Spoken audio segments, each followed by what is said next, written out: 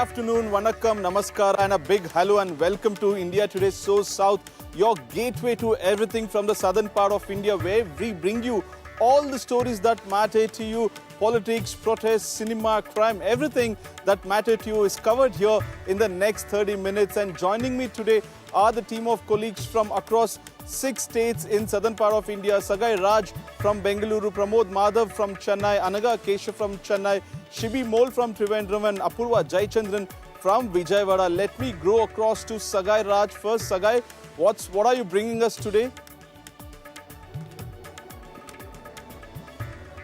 BJP MP Lahar Singh has criticized Priyank Kharge for making statements, and the second story is about a serial actor who has been sexually abused on social media, and the accused has been arrested in that particular case. Pramod Madhav, what's happening in Chennai as of today? Certainly, Nagarjuna. The first and foremost thing is about a crime story that we are closely monitoring and reporting with proper updates from the city of Coimbatore. And the second one is about the special intensive revision that has become a political talking point from Tamil Nadu. Anaga Keshav, I'm told that you were also a part of Special Intensive Revision Act. What did you see? What's happening there? In fact, in all the 16 assembly constituencies of Chennai, there is the training process that has begun for the special intensive division. We have filed ground reports from 2 assembly constituencies. One is from T Nagar and the other one is from Tenampet. So from these 2 places, we are bringing you ground reports as to how exactly the training process for the booth level agents is happening in Chennai. Looking forward to all the reports, Anaga. And up next is Shibi Mol from God's own country, Kerala. Shibi, what are you bringing us today? Well, Naga, is the SAR procedure that's kick-started in Kerala. Today, the booth-level officers have started visiting the residents of the voters here, collecting basic information in the enumeration phase form. Thank you, Shibi. And up next is Apurva Jayachandran. Apurva, what's happening today? What's the headline for Andhra Pradesh and Vijayawada? Well, Nagarjun, in fact, we are here from the tribal regions in, Anakapalli district. One of the most important cases here in Andhra Pradesh is, in fact, on the liquor scam that is going on. The adulterated liquor case, there has been a recent arrest of the former YSRCP minister there, Jogi Ramesh. There's a controversy that is brewing between the TDP alliance here, the government and the YSRCP. The YSRCP blaming that this is nothing but diversion politics. But more importantly, why we're here in Anakapalli, in the rural tribal regions here in Andhra Pradesh, is we're bringing you a story from the tribal region talking about what are the difficulties that they're facing here. We'll be watching the report just shortly. Thank you, Apurva. And let's begin our bulletin with Tamil Nadu stories. And over to you, Pramod.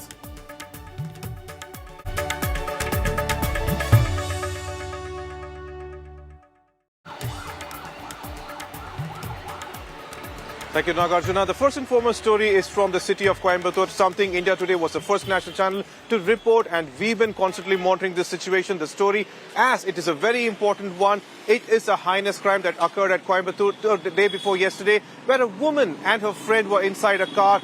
They were attacked by 3 men, presumably drunk, and these 3 men broke the glass off the car and they abducted the woman and she was gang raped. This is something definitely not acceptable, and that's the reason now we are also reporting that these 3 accused have been finally arrested. Police Commissioner from the city of Coimbatore has stated that around 10:45 to 11 p.m. yesterday, 7 special teams, which was already created, had discovered that they were hiding in a location near Tudiyallur. They were waylaid, and when the police surrounded them, one of those accused apparently attacked a head constable, forcing police to use minimum force, and that too using a gun, leading to all the 3 accused sustaining gunshot wounds. All have been taken to the hospital presently, where they are undergoing treatment. Police have also requested not to release any pictures of the accused as there is going to be an identification parade where the victim, once she is okay, she can go ahead and identify them, post which their identity will be revealed. For now, they have been identified as Kalishwaran, Karpaswamy and Guna. All three are blood relatives, and two of them have prior cases, including involvement in murder and multiple thefts. In fact, the vehicle that they had used yesterday was also apparently stolen. Here's what the city commissioner said about the case. 7 தனிப்படைகள் அமைக்கப்பட்டன. பல்வேறு விதமான evidence, scientific evidence collect பண்ணி அதில் சில சஸ்பெக்ட்ஸை நேரோவின் பண்ணாங்க. அப்படி நேரோவின் பண்ண suspects வந்து துடியலூர் அருகில் உள்ள வெள்ளக்கிணறு என்ற ஏரியாவில் பதுங்கி இருக்கிறதா ஒரு ஐஓக்கு தகவல் வந்து அவங்களை செக்யூர் பண்ணும்போது அவங்க வெப்பன் யூஸ் பண்ணி அங்கே வந்த காவலர் ஒருவரை வந்து தாக்கியதால் மினிமம் ஃபோர்ஸ் யூஸ் பண்ணி அவர்கள் துப்பாக்கி यूज பண்ணி அவங்க கால்ல சிறு காயம் ஏற்பட்டுள்ளது. कि देखिए, हम लड़कियों को नहीं बचा पाएंगे. सांप्रदायिक लैंगिक हिंसा के विरुद्ध धर्म स्वातंत्र अधिनियम एक मजबूत हथियार है. ये जो विरोधी पक्ष की दलील है कि ये इंटरफेथ मैरिजेस के विरुद्ध है, मैं उनको यहाँ ये बता देना चाहता हूँ कि इंटरफेथ या इंटर रिलीजियन मैरिजेस के लिए भारत में स्पेशल मैरिज एक्ट की स्वतंत्रता है. किसी को प्रेम की परिणति को प्राप्त करने के लिए यदि अपने धर्म की, अपनी आस्था की कुर्बानी देनी पड़ रही है तो वो प्रेम नहीं हो सकता. वो ब्लैकमेलिंग है, वो ट्रैफिकिंग है, वो अपराध है. My colleague Anaka Keshav is live with us. Anaka, what has the Chief Minister said about this case and how is the opposition reacting to this? Well, in fact, Chief Minister has called this entire act as something that was heinous. He has expressed disappointment and grief as to what exactly went down in Coimbatore. He has stated that all the 3 accused have been arrested in this matter and has assured that such instances will never repeat again in Tamil Nadu. In fact, the opposition has taken this issue up by calling out about the safety and law and order issues in Tamil Nadu. Be it the BJP or the AIADMK, both these parties have picked this issue up and lashed out at the DMK for failure of enforcing safety, especially when it comes to women. In fact, in Coimbatore, the ADMK women from ADMK party, they were also seen distributing pepper sprays to other women in view of their safety. In fact, like you mentioned, the Coimbatore Police Commissioner Saravanan mentioned that the accused were in an inebriated state when they committed this, this kind of heinous act. We also believe they used a stone to break in the car that the victim was seated in, and then they used a sickle to injure a person who was accompanied along with the victim, and then they took her to a secluded place where the sexual assault happened. That was a sequence of events which the Commissioner of Police Saravanan has mentioned. Absolutely shocking incident that has sent shockwaves across the entire state, with the Chief Minister himself tweeting about this matter by calling this as an utterly heinous act and assuring that such kind of instances will never repeat in Tamil Nadu. Certainly, Anaka. In fact, the opposition is not taking it lightly. As we know, be it BJP, AIADMK or Tamil Nadu for that matter, they have all condemned this issue and they claim that the law and order in the state of Tamil Nadu is under question. But just like you mentioned, why did AIADMK started giving pepper sprays in Coimbatore? What are they trying to imply with that?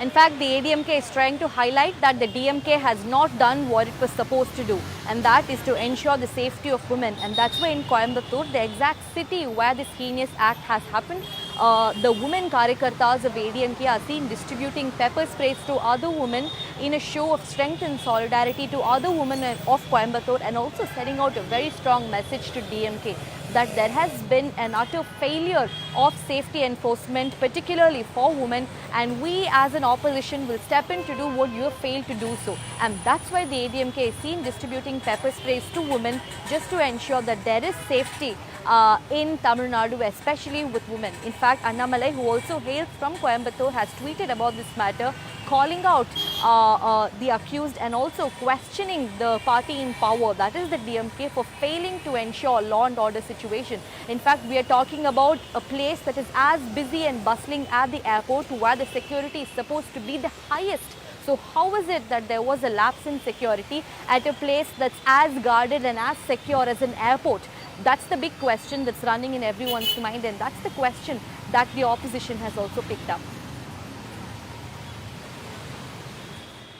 The incident did happen at the back side of the airport, which is very unfortunate. I request you to stay with us for the next story as well. Special intensive revision has begun in the state of Tamil Nadu, with officials undergoing treatment. But however, DMK is not ready to accept SIR in any form. In fact, while speaking to us earlier, TK Silangovan very clearly mentioned that this is not the time. The DMK is actually questioning why SIR is being conducted at that point, and DMK claims that after seeing what has happened in Bihar, they are not ready to accept in its current form, and that is the reason they have approached the Supreme Court. However, AIADMK on the other hand claims that DMK is afraid of SIR because this is a form by which AIADMK says that DMK uses bogus votes to win, and they claim that even in one particular constituency you can actually find 17,000 votes minimum, and that is why SIR is necessary. And here's what the netas say. That's what we need to check that, because today is the day where the SIR is going to start, but we need to see like how many teachers been deputed for this as a BLO in each and every booth. So based on, because today we have announced the date of public examinations, teachers needs to focus more on that. So we need to check whether the elementary school teachers are going to be deputed on this one, or the high school or higher secondary school. So based on that proportion, like we need to take a call on that one. No, we are opposed to it. We are going to court, and R.S. Bharati has filed a petition in the Supreme Court. Other parties will also file a. We want the direction from the court as to. We are not against SIR. But what had happened at Bihar, we see that it is anti-people, anti-democratic. So we don't want such things to happen in Tamil Nadu. The issue is mostly the dead persons and the migrants from the constituency permanently. Then no address. These are all actually, randomly we checked in Chennai 16 constituency. For example, in Rayapuram, taking totally 181 booths, taking 10 booths. The total votes, death and no address and double entry, and permanently they are not residing here. That voters are 1,700. So for 10 booth, 1,700 means for 181, approximately the average is 17,000. So in each and every constituency, 17,000 to 25,000 votes. Other deaths, double entry, and no address, and their whereabouts we don't know. So that should be deleted. The vocation process has kicked off today in Tamil Nadu's capital, Chennai, across Tamil Nadu as well. And we are reporting from SIT College, just giving you a glimpse of how the training process is really happening. In fact, there is also a politics that has broken out pertaining to the SIR process, with Tamil Nadu's government, DMK, calling this as a murder of democracy. Because the DMK believes that via this SIR, particular voters, especially belonging to the sections of Dalits, women and minorities who generally don't vote for BJP. It's this section that's going to be entirely removed from the voter list, is what the DMK believes in. In fact, DMK has also moved to the Supreme Court opposing the timing of SIR. The DMK says that we are not against SIR, but what we are against is the timing of the SIR, is what DMK says. With camera person Irfan, Anaga Keshav reporting for India Today from Chennai. In fact, Anaga is live with us once again. Anaga, you were on the ground, and we like it or not, special intensive revision has become a talking point, and it is going to be a political agenda for 2026 as DMK has taken it up. What is the ground reality? How are the officials prepared to conduct SIR in the state of Tamil Nadu? In fact, Pramod, when it comes to Chennai, there are 16 assembly constituencies, and today is the day when it has kicked off across the state of Tamil Nadu, where the booth level agents and officers, they are receiving intensive treatment from the Election Commission of India. They're getting trained as to how exactly to carry out this door-to-door campaign. In fact, we believe that these booth level agents and officers will be visiting every household door-to-door 3 times. If they're not available, then they will visit again, and this will happen up to 3 times, and a form will be given that's known as the enumeration form, and the voter is expected to fill in these forms and then submit it at a later date. In fact, sufficient time will be given. Post that, on December 9th, that is when a draft electoral revision voter list will be given. And based on this particular list, voters can raise objections or complaints. In fact, in case their name is being missed out, or if their name is repeated twice, or if a deceased person's name is also included, those objections can be raised, and there is a 1.5 month window to do that. Post that, the official final voter list will be released on the 7th of February. So there is sufficient time for voters to take their own time, verify, and then submit this particular form, and then ensure that their name is included in the voters list. In fact, in this particular revision, the main intent is to ensure that there is no dual voters. Let's say one voter is in Tamil Nadu, but then another dual vote is also there in Karnataka. To ensure that there is no repetition, that there is no dual votership, that's why this drive is being carried out. That's number 1. And number 2 is to remove the names of those who have deceased, who have expired, who are no longer alive. That. And number 3 is to ensure that those who have relocated to other cities, their names are also being removed, or even for inclusion of people who have moved to new cities. So that's the whole point of this process being carried out. Sufficient time will be given for the people of Tamil Nadu to fill up the forms and then submit it to ensure their name is finally included in that voter list that will be released on the 7th of February 2026. Well, thank you so much for the updates, Anaka Keshav. And for more stories from Namal to Kerala, let's go to Shibu Mall.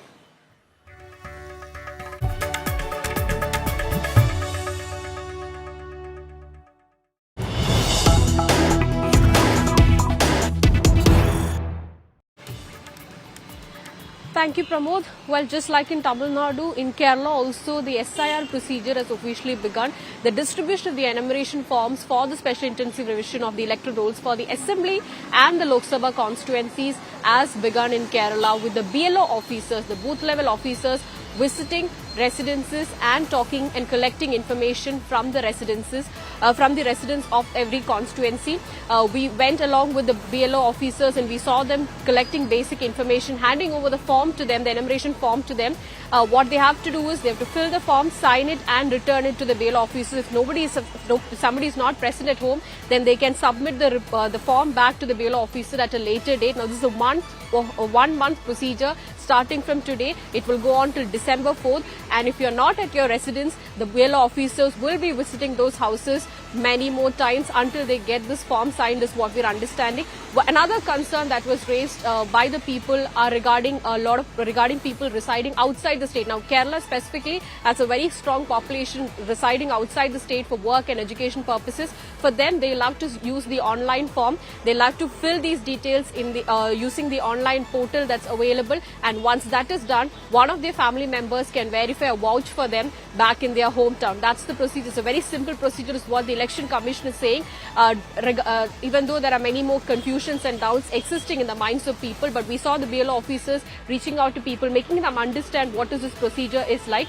On 9th, the draft electoral list will be published, and if there are any complaints, they can reach out to the Election Commission using the toll-free number 1950. Now, this is happening when the Kerala government has tomorrow called for an all-party meeting regarding how to go about the SIR procedure, because the political parties here, except for BJP, has opposed the SIR taking place, especially at this juncture, because the state of Kerala is going into local body polls. The political parties have already started declaring candidates. So they have cited this difficulty of the SIR being conducted in at this juncture when the local body polls are scheduled to take place in the state.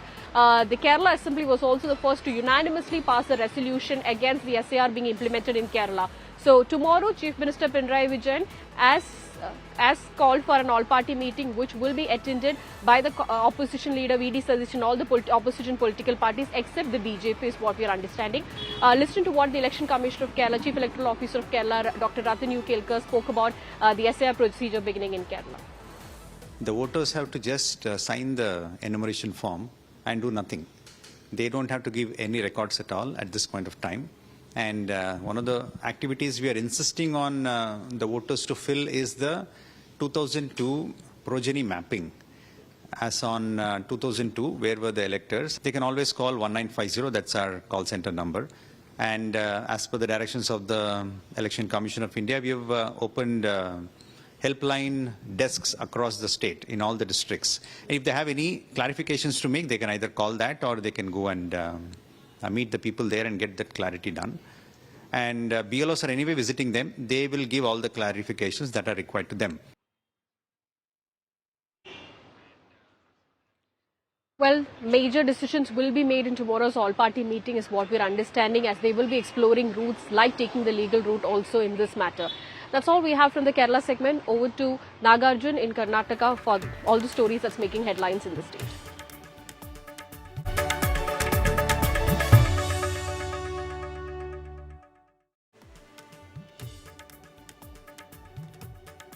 Thank you, Shibi Mol. It's once again the change of Chief Minister Nataka here in Karnataka.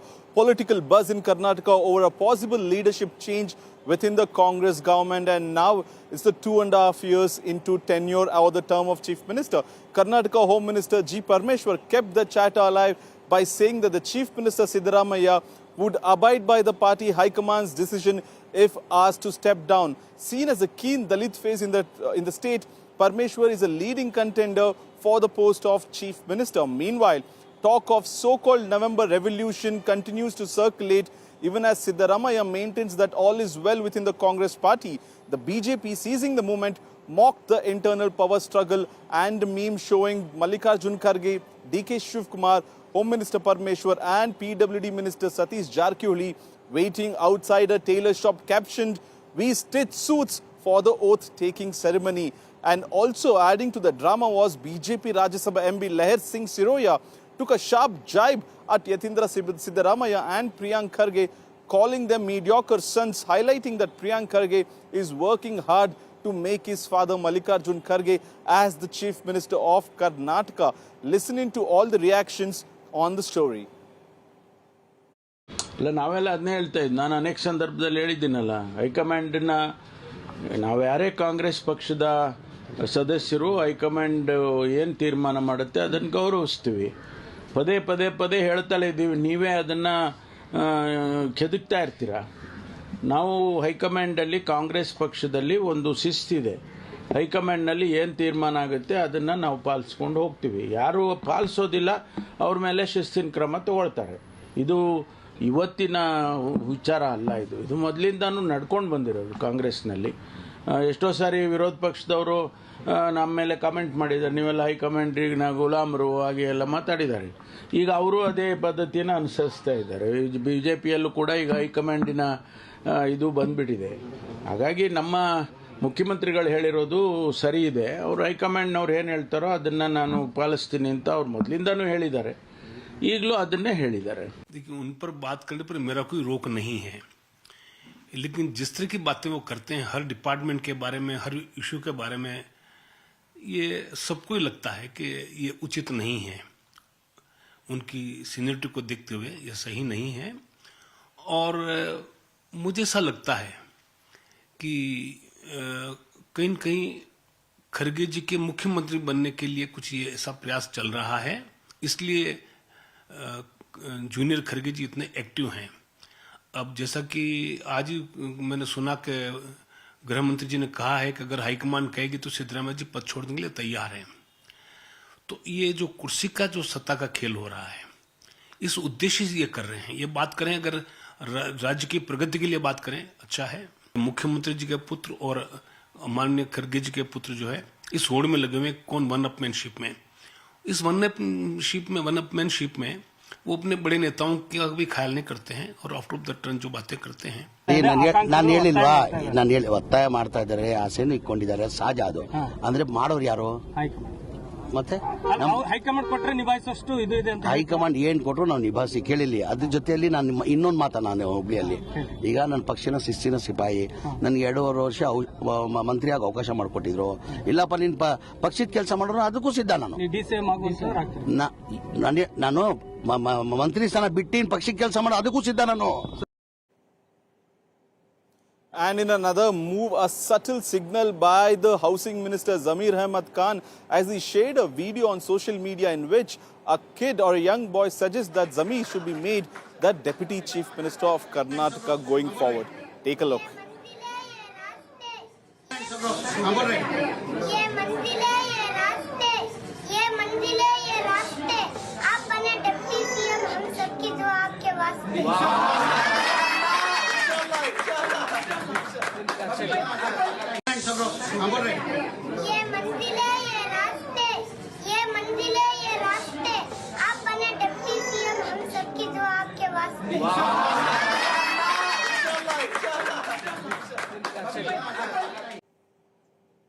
And joining me live is Sagai Raj from Bengaluru. Sagai, Zamir Ahmed wants to be Deputy Chief Minister. Parameshwara is saying High Command, if agree, Siddaramaiah will move away, while leaders are also going to Delhi. What is happening within the Karnataka government? Are we really seeing some change of leadership post November 20th, or is it just smoke without any fire as of now?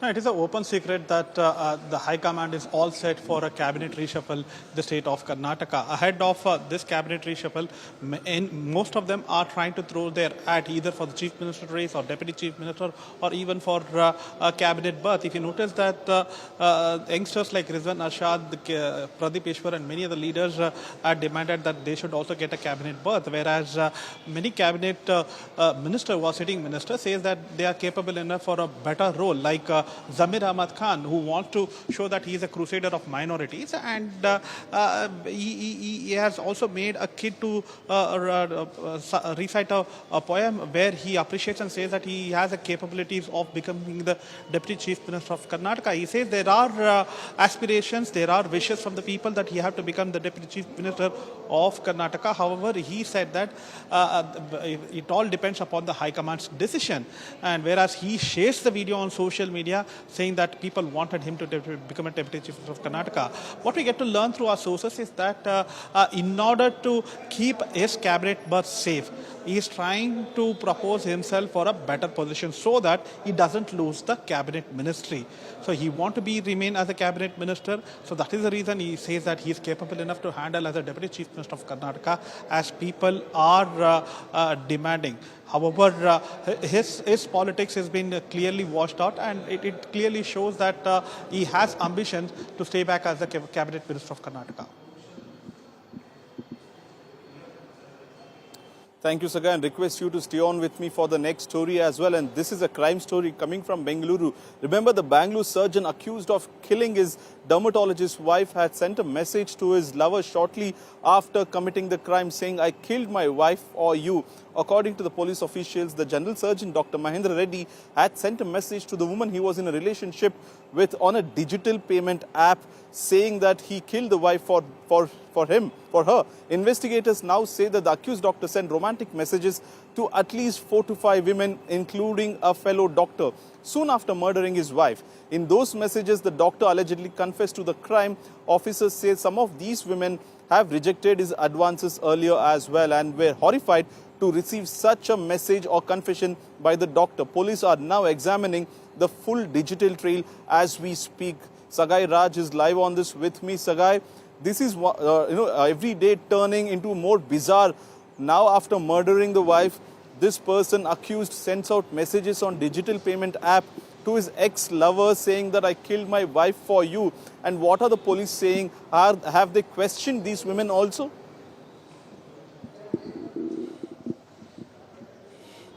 police are gathering more information. They have seized his mobile phone as well as laptop, and it is sent for a forensic department to gather more information. So they are trying to dig out whether these are the only messages which have been sent to one particular woman, or he has sent to multiple women on social media. So they are trying to get technical evidence using the FSL technology. And if you notice that this particular incident had sent shockwaves across the doctor and medical fraternity, where everybody were shocked that a doctor who is supposed to save the life of the people has killed his own wife using his knowledge in the medicine. And definitely after the investigation, many things have been revealed. Even the family members of the deceased has alleged that he had relationship with many women, and that is the reason he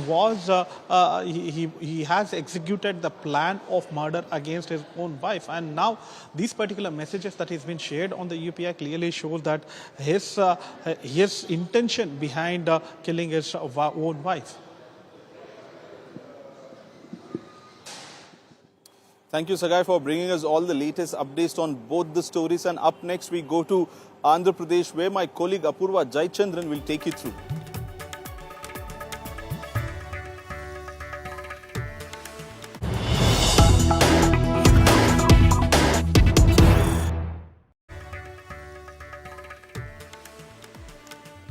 Well, thank you, Nagarjun. In fact, we're here coming to you live from the mountain and hilltops of Anakapalli district here in Andhra Pradesh. With the tribal region there, there's a breaking news that's taking place here in Andhra Pradesh, wherein just 2 days back, a former YSRCP minister, Jogi Ramesh, had been arrested and picked up by the SIT officials in connection with the adulterated liquor case. There's a tussle that is going on between the YSRCP, alleging that this arrest by the SIT is nothing but an eyewash by the TDP-led alliance government here against the cases that had taken place over the weekend, where several people had lost their lives in a tragic accident here in Srikakulam district. Meanwhile, TDP's senior leader and excise minister has gone ahead and stated that Jogi Ramesh there have been several evidences that have been found against Jogi Ramesh, and most importantly, it is that being a close aide of YSRCP chief and Andhra Pradesh former chief minister Jagan Reddy,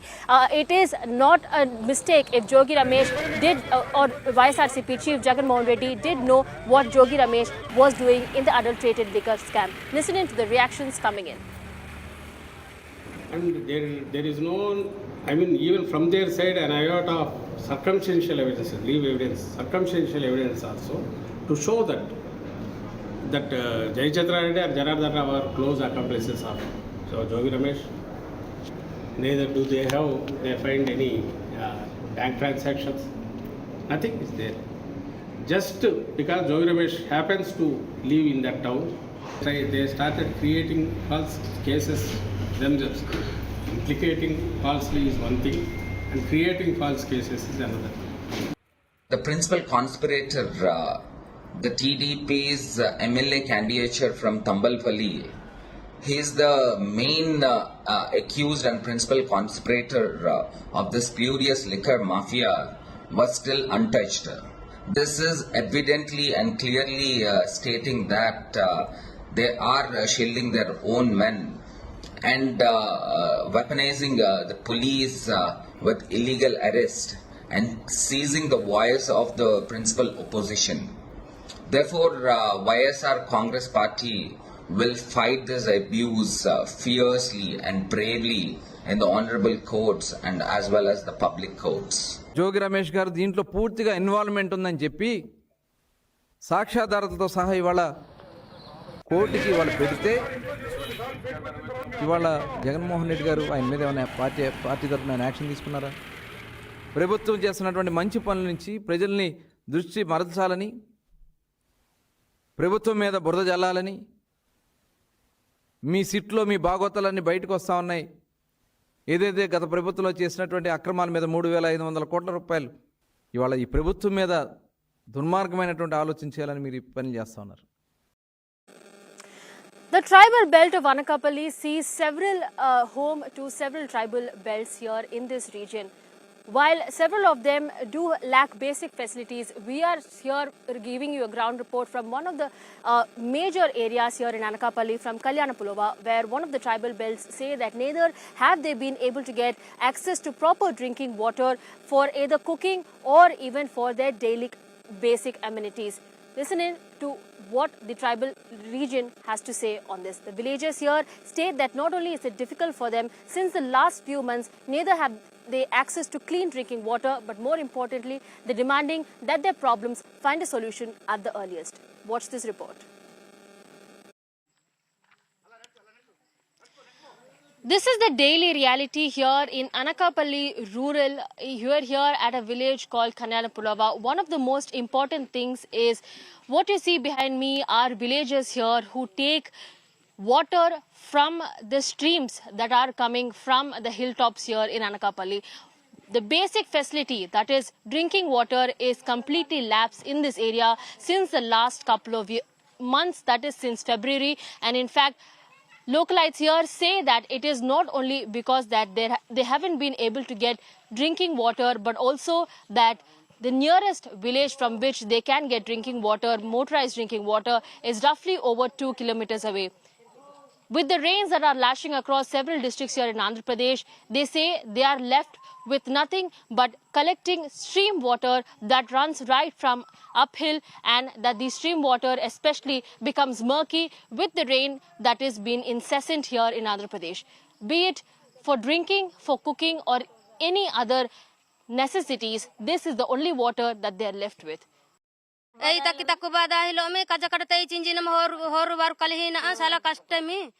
जब्बू नोमेर काही नोमी बाधा पाड़ी जब्बू जरम तोले तार कबीसा ओलू नोप्पी नडम नोप्पी रोंपा जरो में अन्ने इब्बंद आही ई बुर्दलोनी डिगड़मुकी इब्बंद आही पोतनम नीलू केलते एई तक हत सारी बुर्दा ता बाधा ही गणो इजिनो रो किलोमीटर हजी नोमी एई तक आसपलक रहची डब्बू मच्चिंदे डब्बू मच्चिदे इब्बंद आही नोम काबटी मंगे बोर कावालेंजी मांबू बाधा पाड़ी नोमी मंगे मच्चे यु यपरेंजी कोलाई कवाते नहीं कोलाई कंबी एयु एजी लाऊ. Most of the indigenous tribes that are part of Andhra Pradesh belong to this belt, that is Anakapalli and Alluri Siddaramaiah district. And what you've just seen is from one of these areas from where we've brought you the reports. A basic demand for them, which is clean drinking water for their children as well as themselves, so that they don't fall sick when the times become tough during the rainy seasons. From Andhra Pradesh, let's move back to Nagarjun. Over to you. Thank you. With that, it's a wrap on today's episode of So South. Hopefully, we have captured all the flavors that matter to you from the South. And I would be thanking my colleagues Sagai Raj, Anaga Keshav, Pramod Madhav, Apurva Jayachandran and Shibi Mol. We'll see you tomorrow at 1 p.m. once again. Until then, keep watching India Today.